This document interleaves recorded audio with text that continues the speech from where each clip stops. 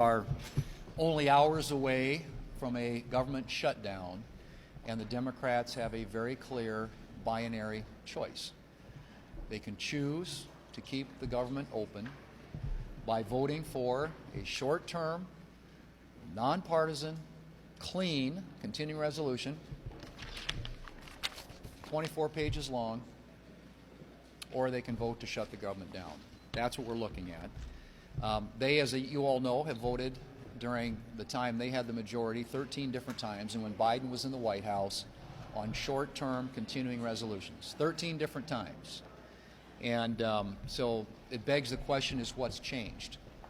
And I think what's changed is President Trump is in the White House. That's what this is about. This is politics.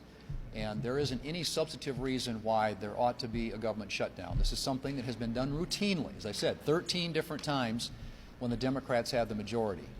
But we are not going to be held hostage for over $1 trillion in new spending on a continuing resolution, nor are we going to be held hostage to allow illegals to get free health care in a continuing resolution.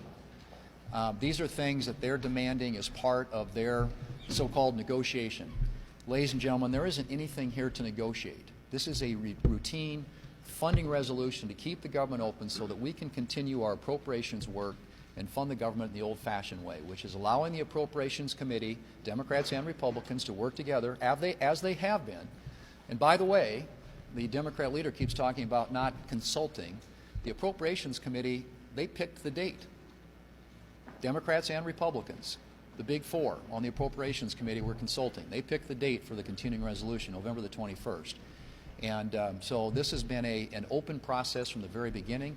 This year we opened up the appropriations process, something that wasn't done when the Democrats had the majority here in the Senate. But they have a clear choice in front of them today. And I hope there are Democrats out there. This may not represent the view of their leadership, but I'm hoping there are Democrats out there who are reasonable and understand what's at stake here. And as they have articulated many times in the past, the costs associated to the American people with the government shutdown. This is totally avoidable. It is a decision they're going to have to make, and if the government shuts down, it is on the Senate Democrats. The House has acted, the President's ready to sign the bill, and all that's left is for 8 Democrats to join us in passing that bill today.